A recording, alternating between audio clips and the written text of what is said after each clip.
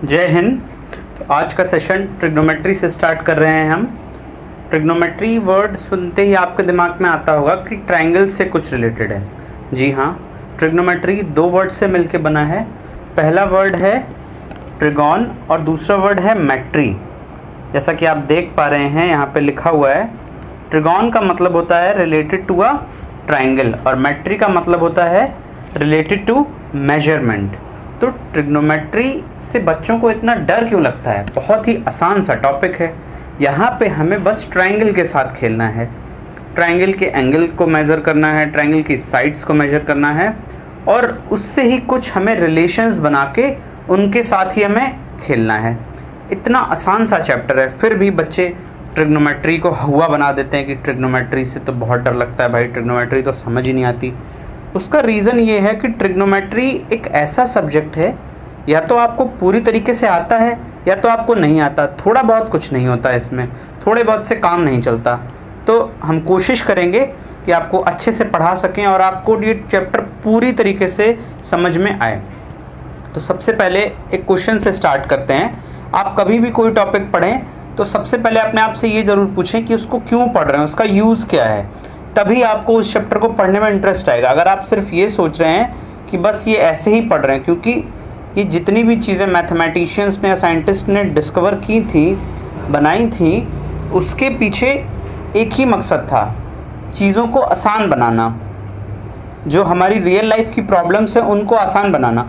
तो ट्रिग्नोमेट्री पढ़ते वक्त भी हमारे दिमाग में एक क्वेश्चन ज़रूर आना चाहिए कि Y to study trigonometry.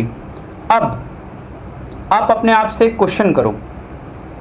Suppose करो आप कुतुब मीनार देखने गए, ठीक है, आप कुछ दूरी पे खड़े हो। मान लो ये जो मैंने टार बनाया है, इस पॉइंट को ले लेते हैं ए और इस पॉइंट को ले लेते हैं बी। मान लेते हैं ये ए बी कुतुब मीनार है। वैसे तो बहुत छोटी है, इतनी छोटी होती नहीं है, बट सपोज कर लेते हैं, मैथ्स में तो हमेशा हम लेट करते हैं, ठीक है। तो मान लेते हैं A B is Qutub Minar और आप यहाँ सी पॉइंट पे खड़े हुए हैं, ठीक है।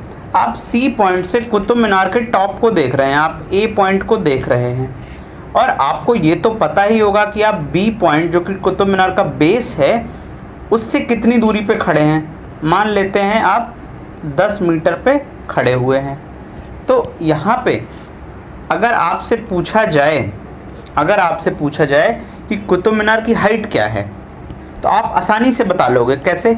बस आपको एक चीज़ पता होनी चाहिए। वो चीज़ क्या पता होनी चाहिए कि जो आप जहाँ सी पॉइंट पर खड़े हो, वहाँ से जब आप कुतुब मीनार को देख रहे हो तो आपकी जो आँखें हैं वो कुतुब मीनार के टॉप से कितना एंगल बना रही हैं। मान लेते हैं ये 60 डिग्री का एंगल बना रही हैं।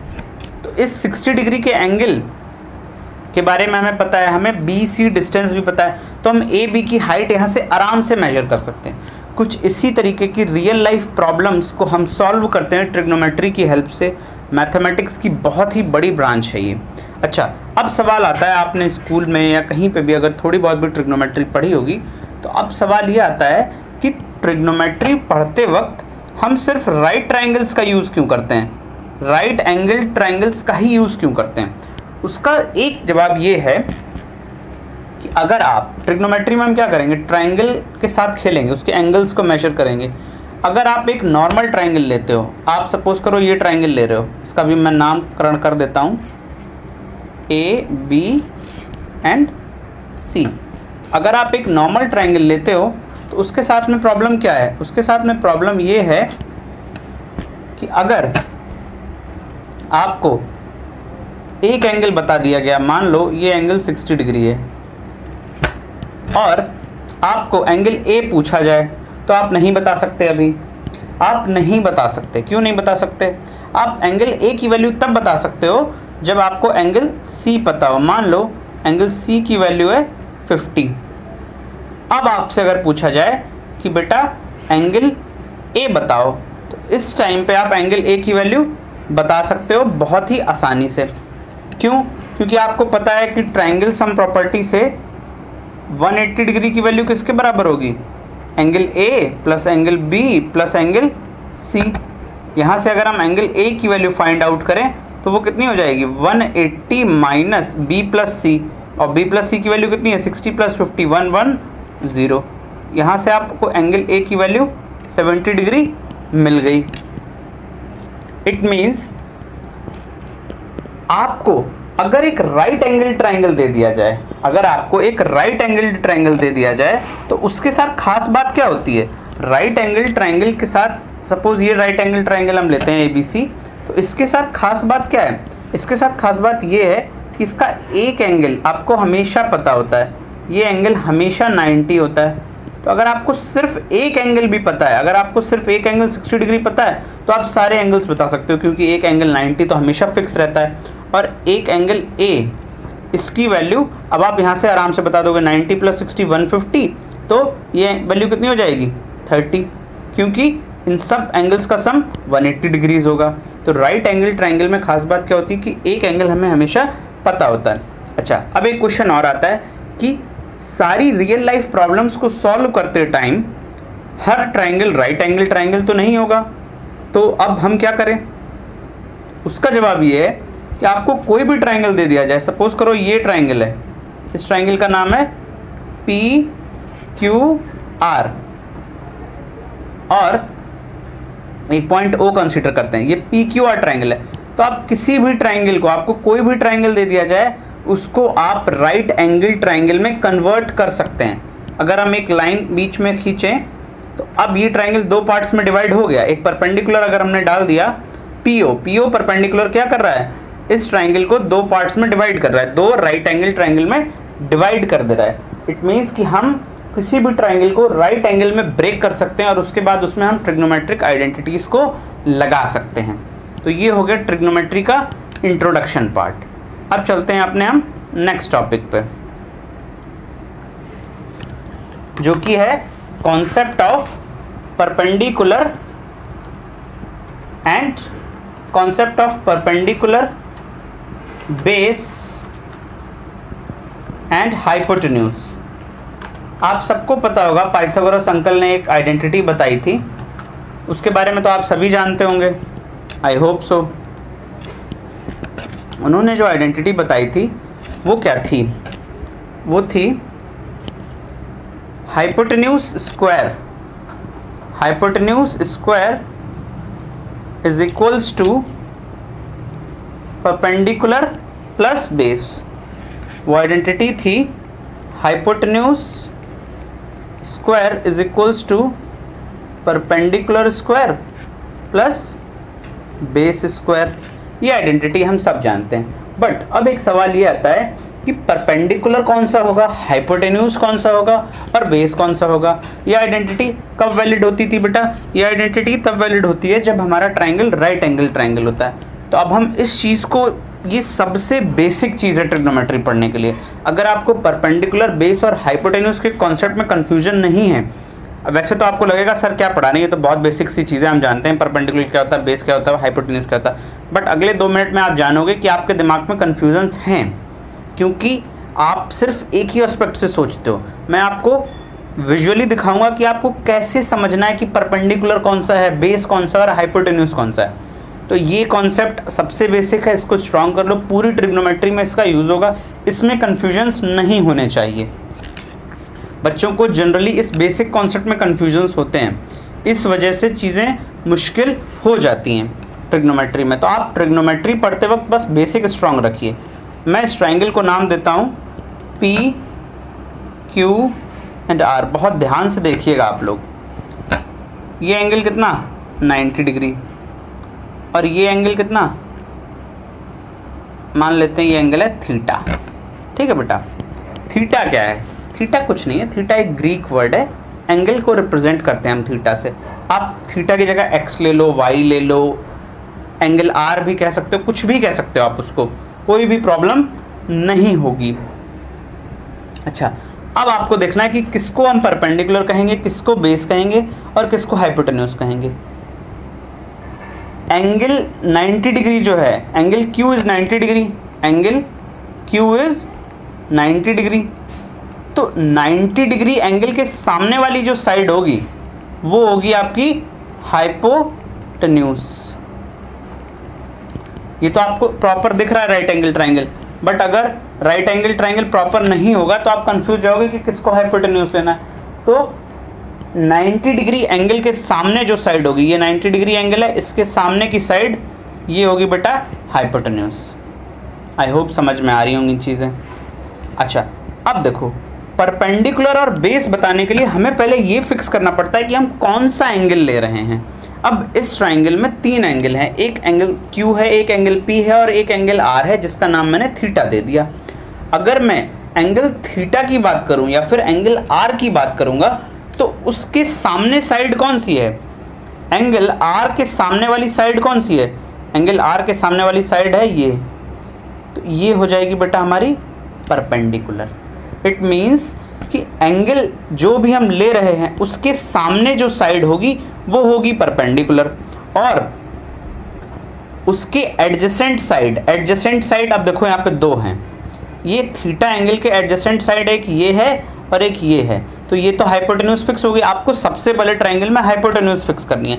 हाइपोटेन्यूज फिक्स हो गई, इसका मतलब क्या है? 90 के सामने वाली हाइपोटेन्यूज है, जो हम एंगल ले रहे हैं उसके सामने वाली साइड परपेंडिकुलर है और बची हुई साइड बेस होगी।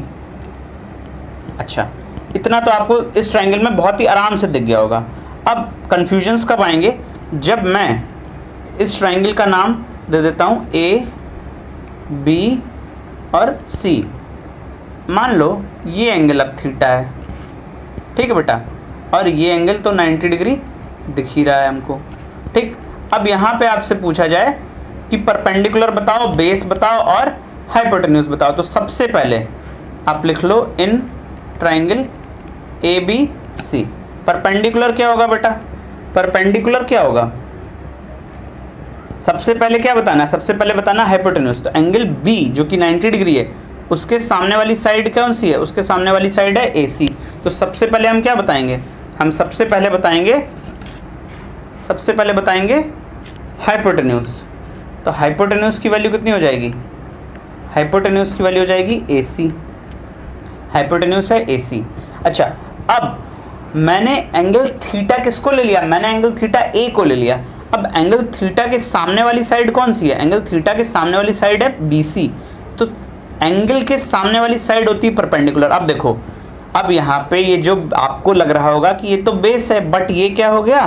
परपेंडिकुलर हो गया। तो परपेंडिकुलर की वैल्यू क्या हो गई? परपेंडिकुलर की वैल्यू हो गई BC। और अब बचा क्या? अब कौन सी साइड बची?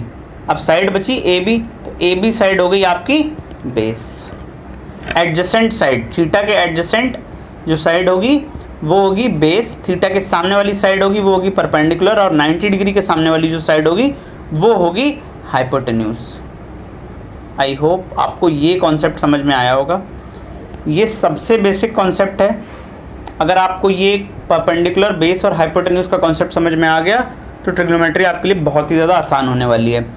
देखो, 2 ट्राइंगल मैंने लिए, थीटा चेंज करने से इसमें परपेंडिकुलर ये था, बट इसमें परपेंडिकुलर BC हो गया। इस वाले ट्राइंगल में परपेंडिकुलर PQ है, ठीक है। तो ये कन्फ्यूजन नहीं होना चाहिए, बस हम रूल बना लो, थीटा के सामने वाली साइड इस परपेंडिकुलर, 90 के सामने वाली हाइपोटेन्यूज और बची हुई साइड बेस, ठीक। अब हम बात करते हैं ट्रिग्नोमेट्रिक रेशियोज की, ठीक है, क्योंकि हमें ट्रिग्नोमेट्री में ट्राइंगल के साथ खेलना है। तो अब हमें कॉन्सेप्ट समझ में आ गया किसका? हमें कॉन्सेप्ट समझ में आ गया परपेंडिकुलर, बेस और हाइपोटेन्यूज का। तो अब हम क्या करेंगे? अब हम करेंगे कुछ ट्रिग्नोमेट्रिक रेशियोज का नामकरण, ठीक है। इस ट्राइंगल का नामकरण पहले करना ज़रूरी है।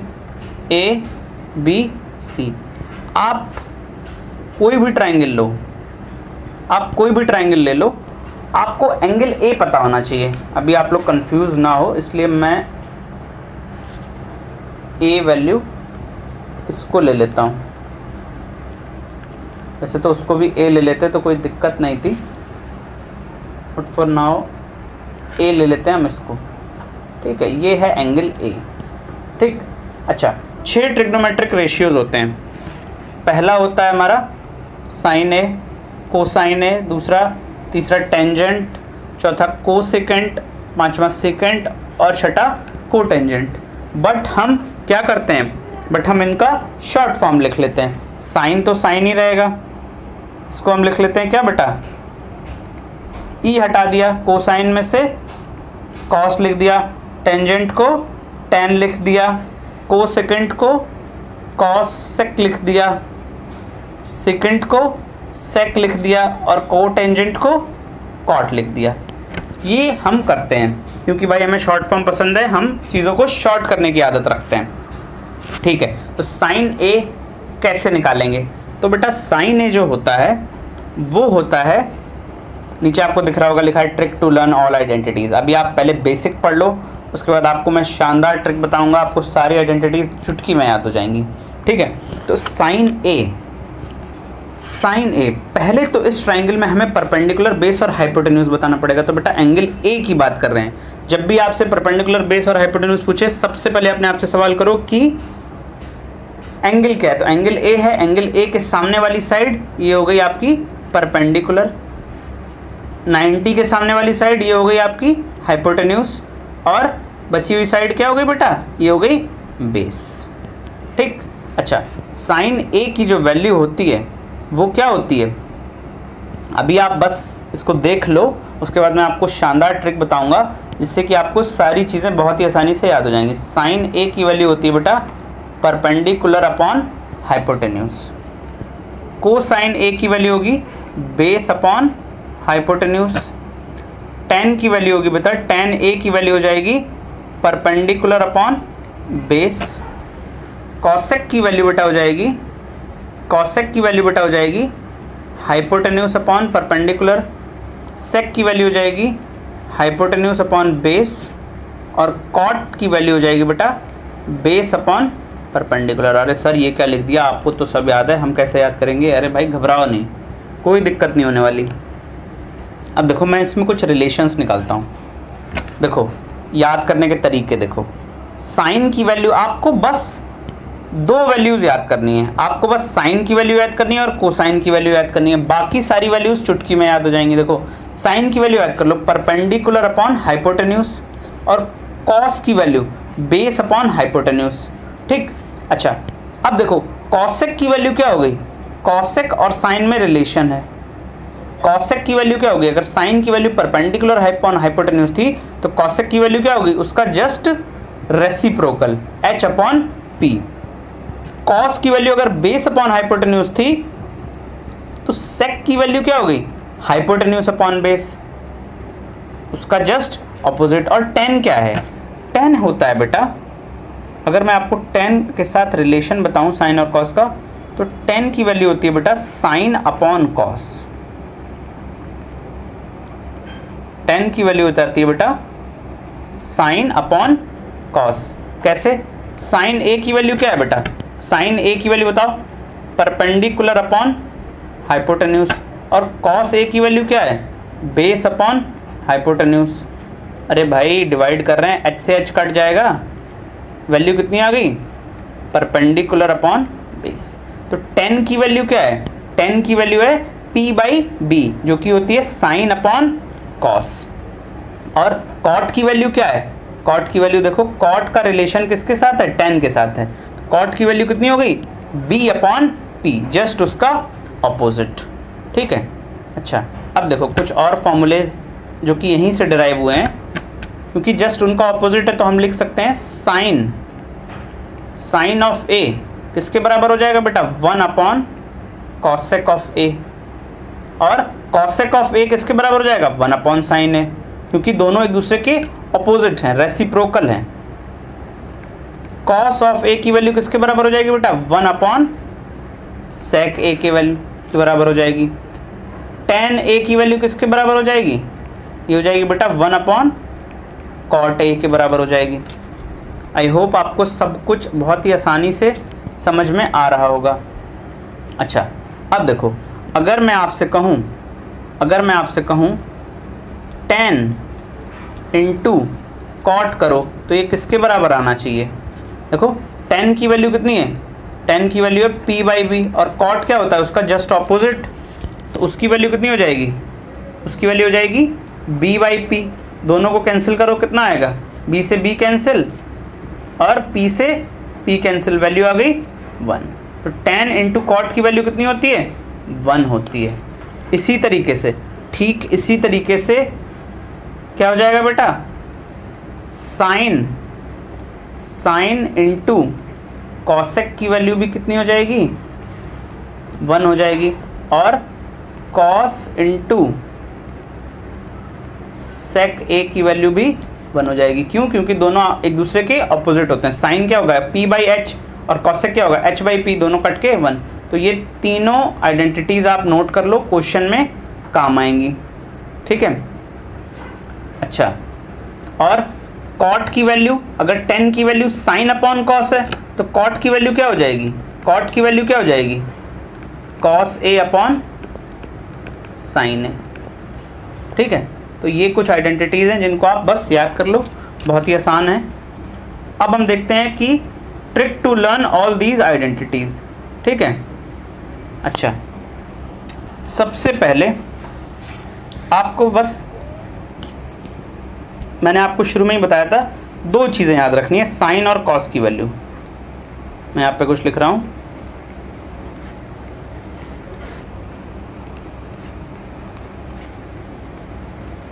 PBPHHB, इसकी फुल फॉर्म क्या है, इसकी फुल फॉर्म है बेटा पंडित बद्री प्रसाद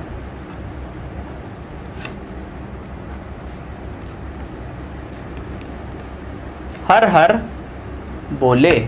पंडित बद्री प्रसाद हर हर बोले, बस ये एक मंत्र याद कर लो, पूरी ट्रिग्नोमेट्री आ गई समझ में। कैसे, देखो बेटा, साइन की वैल्यू क्या होती है, साइन की वैल्यू होती है p/h, कॉस की वैल्यू क्या होती है b/h, और tan की वैल्यू क्या होती है, tan की वैल्यू क्या होती है p/b। तो बस अभी तो आपको ये लग रहा है कि सब ट्रिक विक, बट जब आप 2-4 क्वेश्चन लगाओगे तो आपको खुद ही सब याद हो जाएगा। तो देखो PBPHHB आपने ऐसे लिख लिया, p/h, देखो p/h क्या हो गया साइन, b/h क्या हो गया कॉस, और tan क्या हो गया p/b। पंडित बद्री प्रसाद हर हर बोले, अरे सर यहाँ से तो 3 ही आइडेंटिटीज याद हुई। बस अब 3 याद हो गई, साइन का उल्टा कॉस होता है, तो बस यहीं से h/p हो जाएगा कॉसेक, ये h/b हो जाएगा सेक, और b/p हो जाएगा कॉट। तो यहाँ से आपको 3 आइडेंटिटीज मिल जाती हैं जिनके रेसिप्रोकल्स आपको ऑलरेडी पता हैं। तो आपको बस याद रखना है पंडित बद्री प्रसाद हर हर बोले। आप एग्जाम में जाओ, सबसे पहले ये लिख लो PBPHHB, तो p/h सबसे पहले साइन, b/h नंबर 2 पे कॉस, और p/b नंबर 3 पे tan। इनका उल्टा आपको ऑलरेडी पता है, तो बस इसकी हेल्प से आप सारी चीज़ें ऑलरेडी डिराइव कर लोगे। आपको पता है tan साइन बाई कॉस होता है, कॉट कॉस बाई साइन होता है, और सारे रेसिप्रोकल्स भी। ठीक है, तो ये आपको याद रखनी है। अब हम एक क्वेश्चन प्रैक्टिस कर लेते हैं, जिसकी हेल्प से आपने जो भी कुछ आज पढ़ा है, बहुत ही बेसिक चीज़ें मैंने आपको बताई हैं। तो क्वेश्चन है find all the trigonometric ratios. तो सबसे पहले मैं यहाँ पे लिख देता हूँ ट्रिग्नोमेट्रिक रेशियोज सारे क्या क्या होंगे। इसको कुछ मैं नाम दे देता हूँ। ये साइड है 4 नहीं होगी, ये होगी 5, ये 4 और ये 3। ये आपका क्वेश्चन है sine A, cos A, tan A, cosec A. 6 trigonometric ratios हैं बेटा, सेक ए और कॉट ए। ठीक, अच्छा, अब ए की बात हुई जब, देखो बच्चों, जब ए की बात हुई तो परपेंडिकुलर क्या हो गया, बस यही तो ध्यान रखना था। ए की बात हुई, ए के सामने वाली साइड क्या है, BC है, और BC की वैल्यू कितनी है 4। तो यहाँ पे सबसे पहले लिख लेना है, यहाँ पे एक लाइन खींच देनी है, क्योंकि अभी आपको दूसरा भी सॉल्व करना है क्वेश्चन। तो यहाँ पे देखो, यहाँ पे सबसे पहले नोट कर लो क्या कि परपेंडिकुलर क्या है। तो यहाँ पे लिखा परपेंडिकुलर की वैल्यू है 4 और बेस की वैल्यू कितनी है, बेस की वैल्यू है 3। ठीक है, इसको अच्छे से लिख देता हूं मैं। परपेंडिकुलर की वैल्यू कितनी हो गई बेटा, परपेंडिकुलर की वैल्यू है 4, बेस की वैल्यू है 3 और हाइपोटेन्यूज की वैल्यू है 5। किसके लिए? फॉर ए, एंगल ए के लिए। ये एंगल ए की बात मैं कर रहा हूँ। तो साइन ए की वैल्यू कितनी हो जाएगी बेटा? परपेंडिकुलर अपॉन हाइपोटेन्यूज, साइन ए की वैल्यू हो गई 4/5। कॉस ए की वैल्यू कितनी हो जाएगी? Base upon hypotenuse, that is 3/5। और tan ए की वैल्यू कितनी हो जाएगी? Perpendicular upon base. जैसे मुझे याद है वैसे ही आपको भी याद हो जाएगा। कॉसेक ए आप चुटकियों में कर लोगे, कैसे? साइन का उल्टा कर दो, ये हो जाएगा 5/4। सेक ए कॉस का उल्टा कर दो, ये हो जाएगा 5/3। और कॉट ए कितना हो जाएगा? 4/3 tan है तो ये हो जाएगा 3/4। इसी तरीके से अगर मैं आपसे कह दूं कि बेटा साइन बी बताओ, कॉस बी बताओ, tan बी बताओ, कॉसेक बी बताओ, सेक बी बताओ और कॉट बी बताओ, इन सब की वैल्यूज आप बताओ। ठीक, तो इस केस में क्या होगा? इस केस में बेटा अब क्या हो जाएगा? परपेंडिकुलर और बेस की वैल्यूज बदल जाएंगी। तो अब परपेंडिकुलर क्या हो जाएगा? आप लोग बताओ। बी, अगर एंगल बी है तो बी के सामने एंगल साइड कौन सी है? AC। तो अब परपेंडिकुलर हो जाएगी AC और बेस हो जाएगा क्या? 4 और हाइपोटेन्यूज तो 5 रहेगी क्योंकि 90 डिग्री के सामने वाली हाइपोटेन्यूज है। तो ये sine B, cos B, tan B, cosec B, sec B और कॉट बी, ये सारे आप रेशियोज मुझे कमेंट सेक्शन में बताओगे। जिसका भी सही होगा उसको मैं हार्ट दूंगा। ठीक है, आप कमेंट जरूर करना। लेक्चर कैसा लगा ये भी मुझे बताना। अभी मैं जस्ट स्टार्ट कर रहा हूँ तो मे बी राइटिंग थोड़ा सा कुछ गड़बड़ आपको लगे, बट बहुत ही जल्दी इम्प्रूव हो जाएगा, कोई टेंशन नहीं लेना। और इसी तरीके से आपको प्रॉपर कंटेंट मिलता रहेगा। आई होप आपको वीडियो अच्छा लगा होगा। अच्छा लगा हो तो लाइक ज़रूर करना, चैनल को सब्सक्राइब जरूर करना, फ्रेंड्स में शेयर ज़रूर कर देना। मिलते हैं नेक्स्ट वीडियो में। Thank you.